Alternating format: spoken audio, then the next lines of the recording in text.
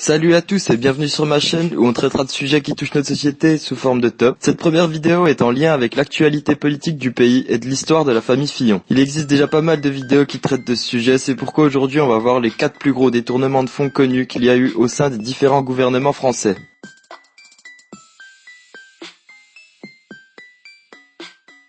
On commence direct ce classement avec du gros dossier. Vous vous souvenez tous de Jacques Chirac, président de la République française de 1995 à 2007, avec son parti le Rassemblement pour la République. Je peux vous dire qu'il n'a pas rassemblé grand monde dans cette histoire, vous allez voir. Alors ce bon vieux Jacques, avant d'être président, il était maire de Paris, et à la fin de son mandat, je peux vous dire qu'il n'a pas été de main morte avec les emplois fictifs. Entre 91 et 95, plus de 30 millions de francs, ce qui fait plus de 5 millions d'euros, quand même, sans détourner de l'argent public pour la rémunération d'emplois fictifs pour ses amis. Même Fillon avec sa famille de Mormons, il n'a pas réussi à en faire autant. Après cette affaire, le mec, il est devenu président donc, inviolabilité. Ça veut dire qu'il peut être inculpé dans aucune procédure. Donc pendant ses 12 ans de présidence, il est serein, il se la joue à la Francis Underwood. Mais l'inviolabilité, ça s'arrête un mois après la fin du mandat. Du coup, 2 ans après son mandat, en 2009, une enquête est ouverte pour détournement de fonds publics, abus de confiance, prise illégale d'intérêt et délit d'ingérence. À ce procès, il est accompagné de son pote Alain Juppé. Chirac est alors désigné coupable de tous ses chefs d'accusation et est donc condamné à, selon vous, 10 ans ferme, 5 ans ferme, 2 ans de sursis. Chichi? C'était la réponse D. Hein? Quoi? Ah non, là c'est. Il a jamais mis les pieds en prison, il fait de la politique. Allez, ça annonce une bonne suite à ce classement. On poursuit ce top avec une affaire qui a touché plus des hommes politiques sympathisants de la gauche cette fois-ci, car oui, ils se gaffent tous.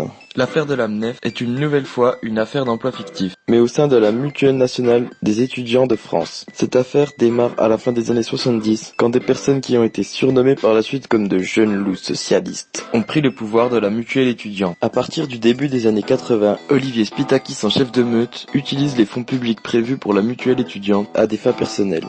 Les employés de la mutuelle sont alors surpayés pour leur travail fourni. Enfin, s'ils travaillent, déjà, on se comprend. Dans cette affaire, plusieurs noms connus ressortent comme celui de Manuel Valls, Dominique Strauss-Kahn ou encore l'ancienne conseillère de Lionel Jospin, Marie-France Lavarini. Mais aucun d'eux n'a été jugé coupable par la justice. En plus de fournir un travail à ces jeunes loups, la mutuelle va alors servir de société d'investissement pour le Parti socialiste. C'est ainsi qu'en 1993, grâce à Olivier Spytakis et Jean-Christophe Cambadély, l'ancien numéro 2 du Parti socialiste, la MNEF devient actionnaire majoritaire de la société EFIC, alors estimée à 15 millions de francs, soit 2 300 000 euros. Par la suite, les dirigeants de la mutuelle, ayant dans l'espoir de se rapprocher du Parti communiste, vont racheter, grâce à la société EFIC, l'imprimerie de l'Organisation communiste internationaliste. Ce rachat est considéré comme une preuve d'une liaison entre le Parti socialiste et la mutuelle étudiante. C'est en 2006 que cette histoire se termine en justice, où 22 personnes sur les 29 jugées sont condamnées dans cette affaire, dont Olivier Spytakis, qui écope de 2 ans de prison ferme, dont 6 mois avec sursis pour abus de biens sociaux. L'affaire Cahuzac est un des plus gros scandales français. Comment cet homme peut être footballeur professionnel, putain? Ah non, pardon, je me suis trompé de sujet. L'affaire Cahuzac a eu lieu en décembre 2012, moins d'1 an après que le gouvernement Ayrault ait été mis en place. Elle concerne Jérôme Cahuzac qui était alors ministre délégué chargé du budget. Donc cet homme qui devait s'occuper du budget de la France, on peut dire qu'il savait gérer le sien lui. Il est accusé par Mediapart de posséder un compte en Suisse qu'il aurait ensuite déplacé à Singapour. Cahuzac décide d'abord de tout nier et de porter plainte contre Mediapart pour diffamation. Puis, voyant que plus personne ne le croit, il avoue. Il dit alors posséder un compte à Singapour qui serait approvisionné à hauteur de 600 000 euros. Il est alors viré de son poste de ministre et radié du Parti socialiste. Mais l'affaire ne s'arrête pas là. L'enquête a été poursuivie et il s'est avéré qu'il mentait sur la somme présente sur son compte. En effet, il n'y avait pas 600 000 euros, mais environ 15 millions d'euros sur ce compte. Il a reçu énormément d'argent de la part des lobbies pharmaceutiques qui expliquent en partie d'où vient cette fortune. On apprend également par la suite que sa femme possède également un compte dans le paradis fiscal de l'île de Man. En 2016, Jérôme Cahuzac est condamné à 3 ans de prison ferme et 5 ans d'inéligibilité, et sa femme a été condamnée à 2 ans de prison ferme.